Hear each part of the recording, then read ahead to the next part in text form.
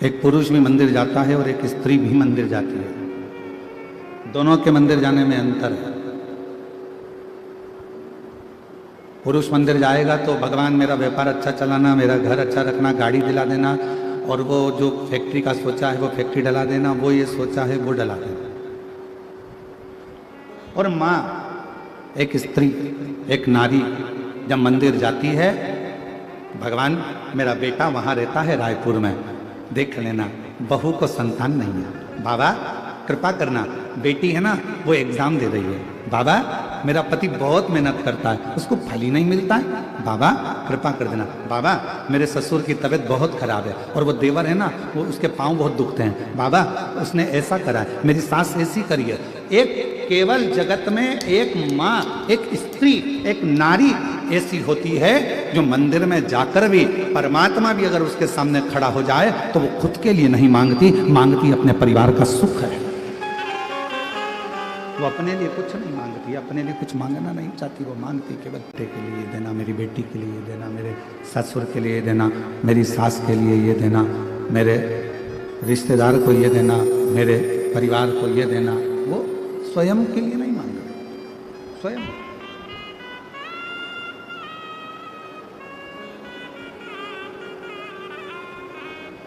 किसके लिए व्रत रखते हो? चतुर्थी का व्रत मेरी माताएं रखती है, चौथ का व्रत अपने पति के लिए, संतान सप्तमी का व्रत माताएं करती हैं अपनी औलाद के लिए, अपनी संतान के लिए। चतुर्थी का व्रत करती हैं स्वयं भगवान अपने पति के लिए। नवरात्रे का व्रत करती हैं अपने पूरे परिवार की खुशहाली के लिए, परिवार के आनंद के लिए, परिवार के सुख के लिए।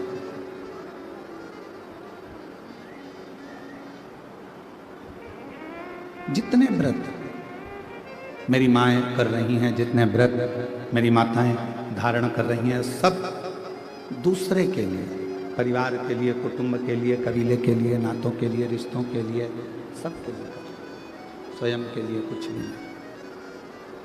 और फिर भी मेरे प्रभु, फिर भी मेरे भगवान, फिर भी मेरे शंभु, मेरे त्रिकालदर्शी, मेरे कैलाशी, मेरे अविनाशी, मेरे शंकर, करुणा करने वाले दातार, दयालु, मेरे शिव एक ऐसे हैं कि घर की नारी, घर की स्त्री दूसरों के लिए मांग रही है, फिर भी मेरे शंकर उस पर कृपा कर कर उसका कल्याण कर रहे हैं।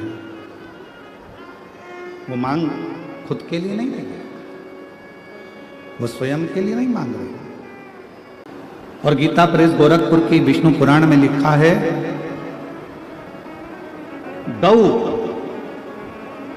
सती, एक गौ माता और एक सती नारी जब तक पृथ्वी पर है तब तक पृथ्वी पर अकाल नहीं पड़ सकता। यह विष्णु महापुराण के अंतर्गत है। एक गौ माता और दूसरी सती नारी। और ये आपका सातित्व ही तो है। ये मेरी चीजियों, कोई भी घर में त्योहार आता है तो सबसे पहले पति कोई तैयारी नहीं करता, घर का बेटा कोई तैयारी नहीं करता, घर की बेटी, घर की माँ, घर की स्त्री, घर की सास, घर की बूढ़ी माँ, घर की बहुएं, बेटियां तैयारी करती हैं। सात्विक होता है। विष्णु पुराण कहती है, गौ माता और दूसरी सती नारी जब तक पृथ्वी पर है, जब तक गौ माता और सती नारी जब तक पृथ्वी पर है तब तक ये पूरा ब्रह्मांड श्रेष्ठता में चल रहा है और कोई भूखा नहीं रह सकता, कोई भूखा नहीं रह सकता। वो श्रेष्ठता में भूखा नहीं। शिव कथा कह रही है, भगवान शंकर का संवाद कर रहा है, शिव महापुराण की कथा कर रही है। मन को साफ रखिए, मन को पवित्र रखिए। और तुम माना भोले बाबा, तुम आना भोले बाबा, मेरे मकान में तेरा डमरू डम डम बाजे, भगवान शंकर कौन से मकान में आप बुला रहे हो? भगवान शिव को किस मकान में निमंत्रण दे रहे हो? तो शिव महापुराण की कथा कहती है ये गारे का, ईंट का, सीमेंट का, लोहे का बना मकान नहीं। हम किस मकान में? तो कहा मेरे मन के मकान में। तुम आना भोले बाबा मेरे मकान में, तेरा डमरू डम डम बाजे सारे जहान में। बाबा मेरे मन के मकान में आप आना। और किसको लेके आना? तुम गणपति को लाना, संग रिद्धि सिद्धि लाना, मेरे मकान में तेरा डमरू डम डम बाजे सारे जहान। आप गणपति मतलब बुद्धि को लेकर मेरे हृदय में प्रवेश करना, आप रिद्धि सिद्धि मतलब संस्कारों को लेकर मेरे हृदय में प्रवेश करना। ये मेरा मन रूपी जो मंदिर है, मकान है, इसके अंदर आप प्रवेश करें। इसके अंदर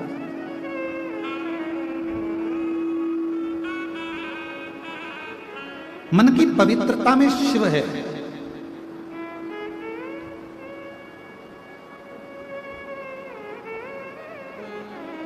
एक कितना सुंदर चरित्र आता है।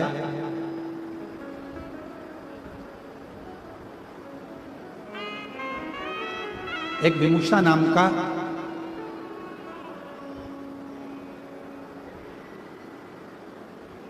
साधारण सा एक मानव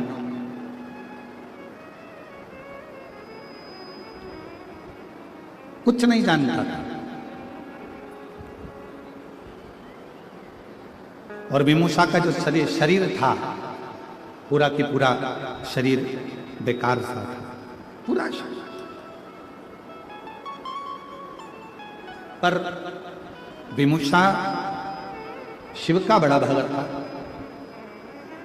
और जितनी मेरी जीजियां बेटी हैं, जीजा बेटे हैं, बेटी बेटियां, माताएं, मेरे भाई बहन जो बेटे हैं, बड़े सावधानी से सुनना इस कथा को। विमुषा एक साधारण सा मनुष्य, दिखने में सुंदर नहीं था विमुषा। शरीर का रंग पूरा काला था, नेत्र भी बड़े विकराल लाल लाल भयंकर से, दांत बहुत काले से थे, शरीर पूरा बेकार से। जब उसका जन्म हुआ और विमुषा का जन्म हुआ तो उसके माता पिता ने सोचा कि इतना भयंकर बालक पैदा हुआ है, ये रहेगा, लोग क्या कहेंगे, इस बालक को वन में जंगल में उसको छोड़ दिया और विमुषा को जंगल में छोड़ दिया। पर कोई पूर्व जन्म के संस्कार विमुषा के रहे होंगे।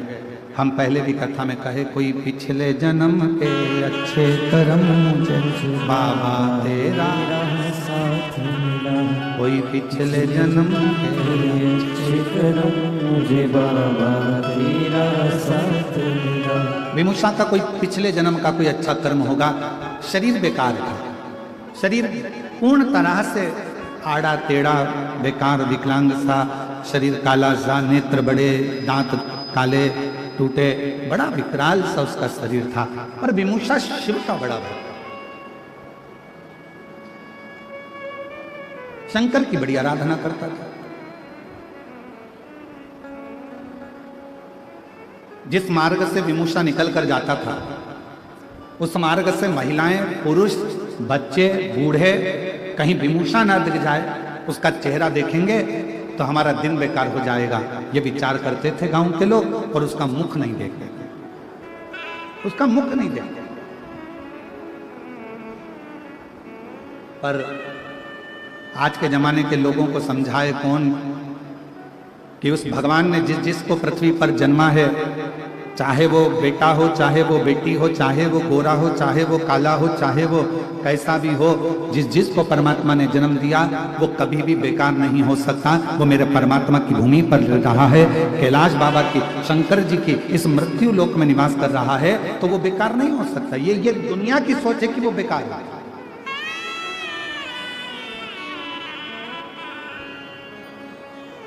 विमुषा जहां से निकलता सब हट जाते हैं, कोई उसको देखता नहीं। लोगों को लगता है इसका मुख देखेंगे दिन बेकार चले जाएगा, इसका मुख का दर्शन करेंगे दिन बेकार चले जाएगा। सोचते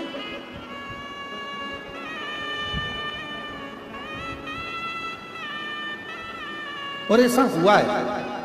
एक नगर में एक राजा रहता था, उसका मालूम पड़ा हमारे नगर में एक व्यक्ति रहता है, बड़ा खोड़ला है, जिसके मुंह का दर्शन कर लो तो सुबह से भोजन नहीं मिलता। राजा ने कहा ऐसा हो ही नहीं सकता। राजा ने उस व्यक्ति को बुलाया, सभा में सवेरे उसका मुंह का दर्शन करा। दिन भर राजा व्यस्त रहा, भोजन नहीं कर पाया, शाम हो गई। राजा से रानी ने कहा कि आज तो तुमने सुबह से खाना तक नहीं खाया, भोजन तक नहीं करा। राजा बोला उस खोड़ले का दर्शन किया था ना, इसलिए मेरे को खाना नहीं मिला, लोग सही कहते हैं। राजा ने उस व्यक्ति को बुलाया और फांसी की सजा दे दी। जैसे ही फांसी की सजा दी वैसे वो हंसने लगा। राजा ने पूछा तुम्हें फांसी की सजा मिली है और तुम हंस रहे हो? राजा ने जैसे ही पूछा तो उस व्यक्ति ने कहा महाराज तुम मुझे फांसी की सजा इसलिए दे रहे हो क्योंकि मेरा सुबह से मुंह देखा तो तुम्हें भोजन नहीं मिला। तुम कहते हो कि मैं खोड़ला हूं, पर सत्य मायने में तो राजा तेरे से बड़ा कोई खोड़ला नहीं होगा कि तेरा सुबह से मुंह देखा तो मुझे आज फांसी की सजा मिल रही है।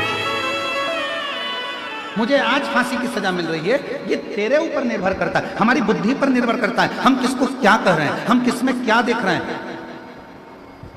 विमुषा शिव जी का भक्त था, पर बच्चे उसके पास नहीं जाते, स्त्रियां उसका मुंह नहीं देखती, गांव के लोग उसको नहीं देखते। जिस मार्ग से विमुषा निकल कर जाता उस मार्ग को लोग खाली कर देते, फिर भी विमुषा आनंद में रहते। हम तो बाबा के भरोसे चलते हैं, हम तो बाबा के भरोसे चलते हैं। ये दुनिया वाले जलते हैं, ये दुनिया वाले जलते हैं, डमरू वाले भरोसे चलते हैं, काशी वाले के भरोसे चलते हैं, ओ गढ़दानी के भरोसे चलते हैं। विमुषा जिस मार्ग से निकलता लोग रास्ता छोड़ देते, मुख नहीं देखते, गांव के लोग बड़ा आश्चर्य करते, विमुषा की ओर कोई जाता नहीं। अब जरा विचार करना, इतना गंदा रहने वाला, इतना गंदा दिखने वाला विमुषा शिव जी के मंदिर में सेवा करता, आनंद में उसका शरीर कई जगह से आड़ा टेढ़ा था, फिर भी शंकर की आराधना करता। और एक दिन ऐसा आया कि मेरे देव अधिदेव महादेव प्रसन्न होकर उसके सामने खड़े हो गए। खड़े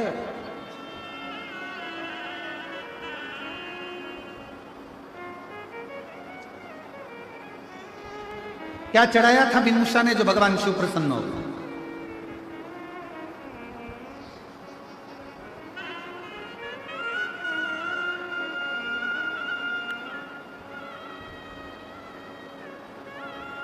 अरहर की पत्तियां। क्या चढ़ाया था? जम के बोलो जरा। अरहर की पत्तियां।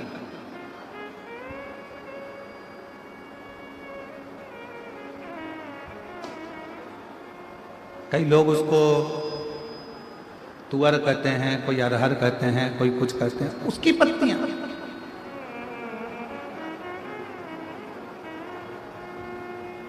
और निवेदन है, कई लोग कथा सुनेंगे तो बैठकर हो सकता है कि कथा में से कुछ ना कुछ छांटें और कहें आप बताओ गुरु जी ने कह दिया कि अरहर की पत्ती भी शिव जी पे चढ़ती। तो हमारा निवेदन है, पहले एक बार शिव महापुराण को जरूर पढ़ना।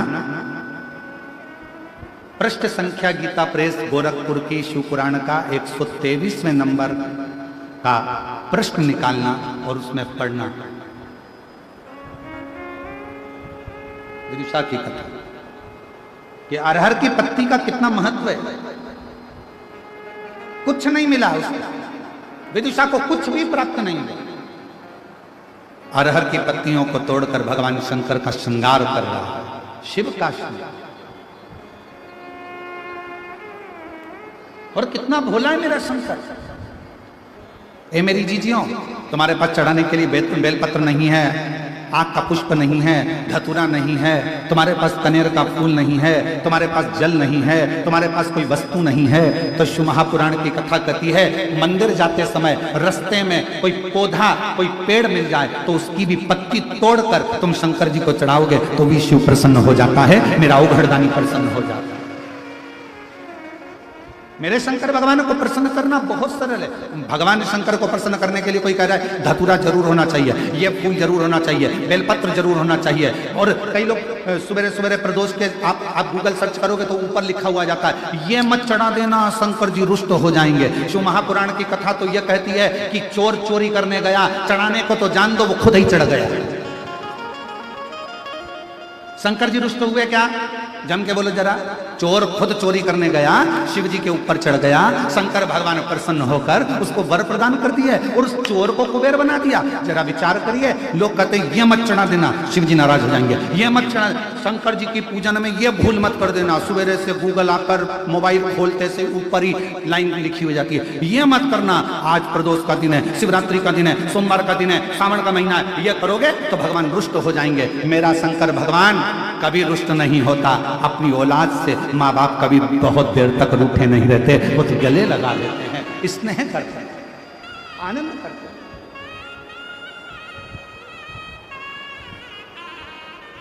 ये दुनिया के लोगों ने तुम्हें डराने के लिए बहुत कुछ कर रखा है, ऐसा करोगे तो ऐसा हो जाएगा, ये मत करना, वो मत करना, शंकर जी की पूजन मत करना तो शिव जी पे चढ़ा जल मत, शिव जी पे बेलपत्र मत चढ़ाना तो ये मत खाना, तो ऐसा मत खाना तो वैसा। ये केवल भ्रम उत्पन्न कर, केवल।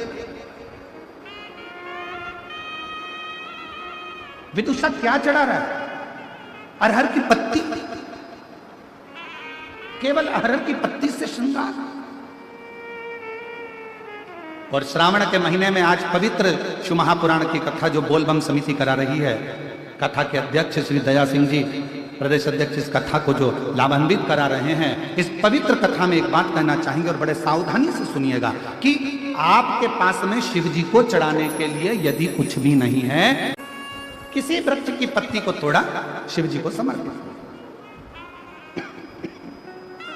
अब मंदिर में आपने पत्ती को चढ़ाया, लोग आपसे कहेंगे क्यों हर कैसे वृक्ष की पत्ती चढ़ा दी, तुमने बेलपत्र नहीं चढ़ाया, तुमने ये नहीं चढ़ाया।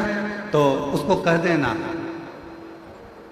मेरा पिता है शिव, वो काल अधिपति महाकाल मेरा जगत का पिता है, मेरा पिता है मेरा शंकर, और मेरे शंकर को रिझाने के लिए बहुत दिखावे की नहीं, मेरे काल अधिपति महाकाल को रिझाने के लिए किसी दिखावे की नहीं, मेरे काल अधिपति महाकाल को रिझाने के लिए तो केवल मीठी वाणी से पुकार लो, मेरा महाकाल राजा प्रसन्न होकर वर दे जा, वर प्रदान।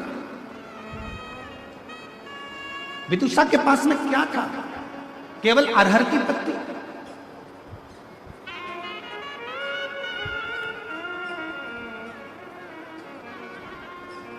एक बेल पत्र में लाया, चरणों में तेरे अर्पण के लिए, एक बेल पत्र में लाया हो, चरणों में तेरे अर्पण के लिए, बड़ी दूर से चल कर आया हूँ, बड़ी दूर से चल कर आया हूँ, मेरे बाबा तेरे दर्शन के लिए, मेरे भोले तेरे दर्शन के लिए, एक बेल पत्र में लाया हूँ,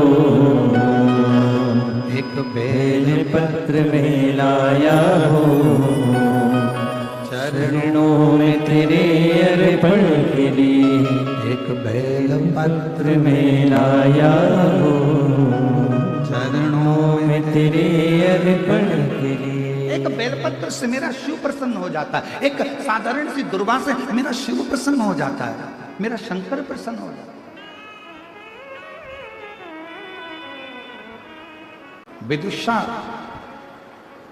विदुषा के पास चढ़ाने के लिए कुछ भी नहीं, शरीर अड़भंगा, नेत्र विशाल, चेहरा काला, शरीर आड़ा टेढ़ा, भयंकर नेत्र लाल, भयंकर नेत्र।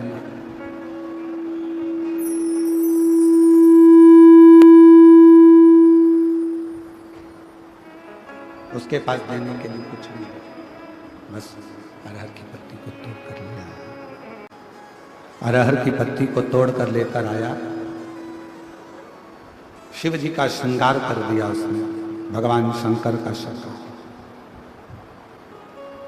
जो हो, मंदिर जा रहे हो, शंकर जी के मंदिर पहुंच रहे हो, भगवान शंकर के मंदिर जा रहे हो, भगवान के मंदिर जा रहे हो, मंदिर पहुंच रहे हो, नहीं है कुछ भी चढ़ाने को, तुम्हारे पास में कुछ भी नहीं है, दिल से आप श्री शिवाय नमस्तुभ्यम कहकर जो वृक्ष की पत्तियों को उसको तोड़कर, वृक्ष की पत्तियों को तोड़कर भगवान शंकर, वृक्ष की पत्तियों को तोड़कर भगवान शिव को समर्पित कर पत्ती।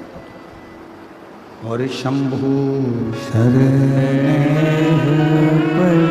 मांगो घड़ी दुख काटो दया करी दर्शन आपो। हो शंभु शरणे पड़ी मांगू घड़ी रे घड़ी दुख काटो दया करीन दर्शन आपो। शंभु शरण पड़ी मांगू घड़ी रे घड़ी दुख काटो दया करीन दर्शन। विदुषी देने के लिए कुछ भी नहीं उसके पास में, भगवान शिव को क्या प्रदान करे, क्या दे। अरहर की पत्तियों को तोड़कर भगवान शंकर का शिवलिंग का श्रृंगार किया, पत्तियों को तोड़। क्या दें भगवान शिव को, क्या प्रदान करें भगवान शंकर को, क्या दें, क्या प्रदान करें,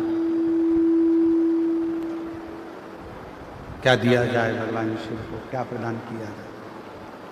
शिव पुराण कहती है जो दिल से दे दोगे, जो दिल से प्रदान कर दोगे, जो भी मन से भगवान शिव को आप दोगे भगवान उसको स्वीकार कर लेगा।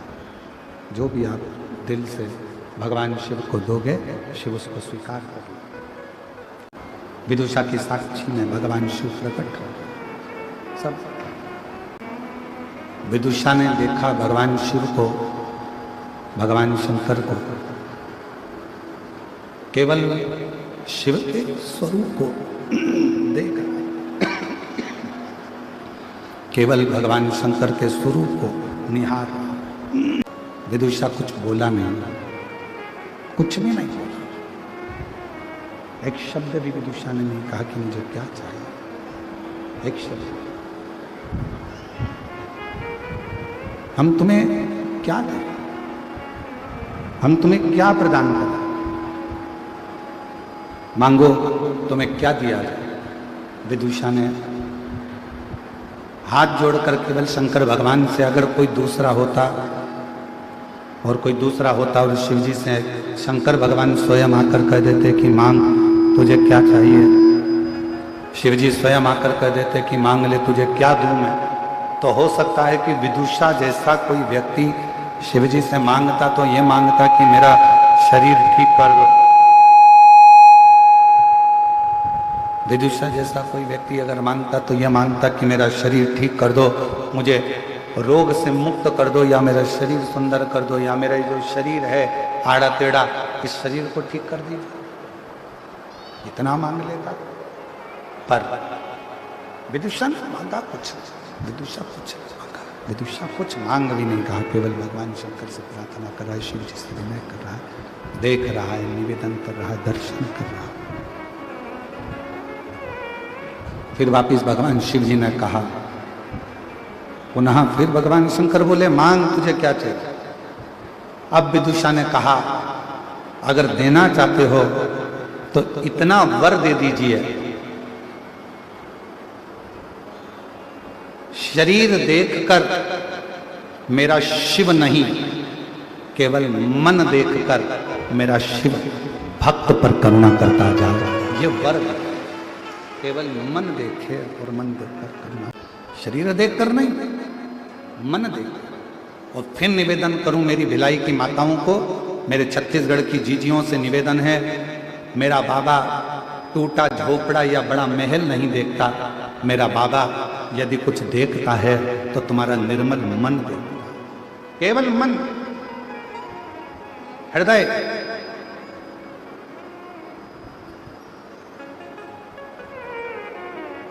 और जब तुम्हारा मन पवित्र होगा, मन की शुद्धता होगी, मन में एक एकाग्रता, एक जागरूकता मन के अंदर होगी, तो बाबा सुनेगा जी। एक बहन ने पत्र में लिखा है,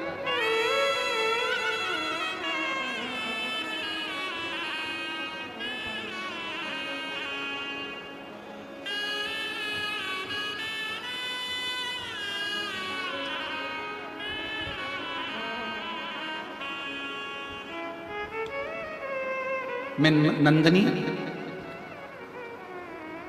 मेश्राम, पति देव कुमार मेश्राम, ग्राम रानी तराई, तहसील पाटन, जिला दुर्ग, छत्तीसगढ़ की निवासी हूँ। कहीं बैठी हो तो हाथ हिला सकते हैं, आप ही हैं। बच्चे आए हों तो उनको ला सकते हैं, ले आए। मेरी शादी को 12 वर्ष हो गए थे, संतान का सुख नहीं था। डॉक्टरों को दिखाया तो डॉक्टरों के हिसाब से इलाज तो बहुत चला पर औलाद की प्राप्ति नहीं।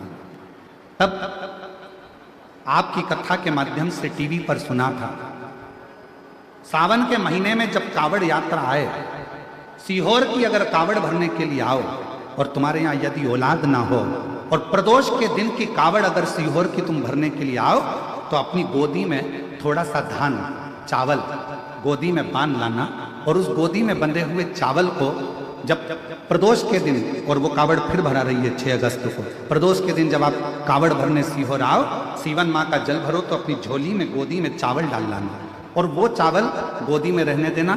कावड़ लेकर कुबेर भंडारी के यहाँ जाके चढ़ाना, बाद में हाथ में चावल लेकर अपने मन की कामना कर कर कुबेरेश्वर बाबा को वो 2 दाने 4 दाने धान के दे देना, और वंश की वृद्धि उससे होती है। हम फिर कहेंगे, फिर मौका मिल रहा है 6 अगस्त को कावड़ के दिन, प्रदोष के दिन की कावड़ सुबह 9 बजे फिर भराएगी सीवन नदी से, सीहोर से। गुरुदेव, हम नहीं जानते थे कि कावड़ का इतना महत्व होता है। हमने पशुपति व्रत करे, सोमवार का व्रत करा, डॉक्टरों से भी दिखवाया पर कोई योग नहीं सामने आया, सफेद आंकड़े की जड़ का प्रयोग करा, फिर हम बाबा को कावड़ चढ़ाए और धान का गोदी में लेकर प्रयोग करा। गुरुदेव, बाबा की ऐसी कृपा हो गई। मेरी पत्नी ने मुझसे कहा था कि थोड़ा सा चावल लेकर चलना, हम बाबा की कृपा से बाबा को 2 दाने चावल के हमने क्या समर्पित करे। मेरे बाबा ने 15/10/2024 को मेरे घर में 2 पुत्र रत्न की प्राप्ति हो गई। मैं बाबा को यहाँ प्रणाम करने के लिए, एक नहीं, मेरे बाबा ने मुझे 2 दिए। अब अगला पत्र देखिए। मेरा नाम अनीता नेताम, पति अरुण नेताम, शिवपुरी जामुल का निवासी हूँ। गुरुजी, मैं भोलेनाथ जी का क्या वर्णन करूँ। हमारे घर में 12 साल तक, पत्र को आप लोग LED पर पढ़ सकते हैं, 12 साल तक संतान का सुख नहीं था। एक दिन हमारे पड़ोस वाली दीदी ने आपकी कथा के बारे में बताया, तब से मैं आपका शिव कथा सुनना शुरू किया। सफेद आंकड़े की जड़ का प्रयोग करा, 3 बार पशुपति व्रत किया पर भी लाभ नहीं मिला। तब गुरुजी थोड़ा मेरा विश्वास डगमगा गया, फिर भी मैंने भोलेनाथ की चौखट नहीं छोड़ी। गुरुजी, आप कथा में हर बार कहते हो कि भोलेनाथ पर विश्वास हमेशा रखना। गुरुजी, मैं रोज शिवालय जाती हूँ, शिवालय को झाड़ू पोछा और छोटी छोटी उपाय करती हूँ। फिर आपने कहा सावन में कावड़ यात्रा वाला जो उपाय बताया था कि अपने झोली में धान रखकर संतान की कामना कर कर सीहोर की कावड़ भरना, हमने वही किया और बाबा की कृपा से ऐसी बाबा ने कृपा कर दी कि 12 साल के बाद मेरे घर संतान की प्राप्ति हो गई। मैं बाबा को यहाँ प्रणाम करने के लिए आया। ये शिव तत्व है। और लुटा दिया भंडार काशी वाले ने, कर दिया मारा काशी वाले। जो जैसी भावना लाया वो वैसा ही फल पाया। जो जैसी भावना लाया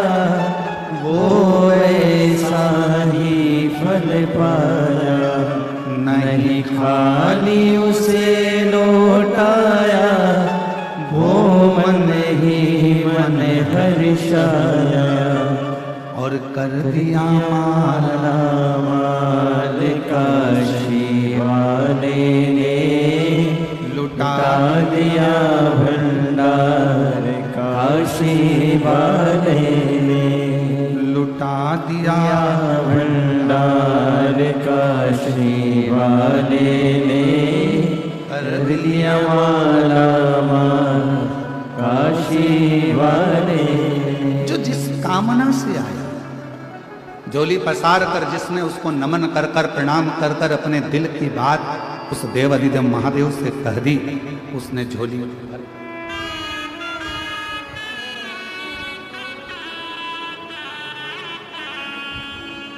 जो जैसी भावना लाया, वो वैसा ही फल पाया। एक बार जोरदार ताली बजाकर जो जैसी भावना लाया, वो वैसा ही फल पाया। नहीं खाली उसे लौटाया, वो मन ही मन हर्षाया।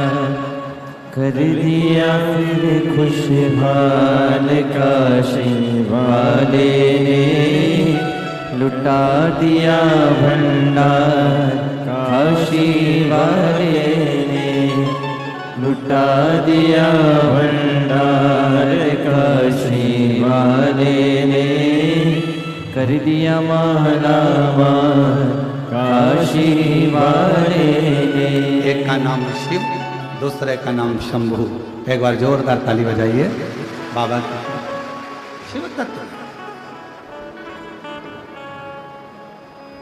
लोग कहते हैं सीहोर की कावड़ इतनी प्रसिद्ध क्यों है? सारी दुनिया में जेंट्स पुरुष लड़के कावड़ लेकर जाते हैं और सीहोर की कावड़ महिलाएं लेकर जाती हैं। क्यों? कई माताएं अपनी झोली पसार कर धान गोदी में डालकर, जिनके यहाँ 15-15, 20-20 साल तक औलाद नहीं होती, वो भी कमर में खोस कर 2 दाने चावल के रखकर कंधे पर कावड़ लेकर प्रदोष के दिन कावड़ भरने के लिए चलती हैं और पति के साथ कदम से कदम मिलाकर आनंद के साथ दोनों चलते चलते बाबा को कावड़ चढ़ाते हैं और बाद में वही चावल का दाना कुबेरेश्वर बाबा पर देते हैं। मेरा बाबा उसकी झोली भर देता है, संतान दे। इतना महत्व कुबेरेश्वर बाबा की कावड़ का है, इतना एक विश्वास, एक भरोसा, एक दृढ़ता, क्या ना है।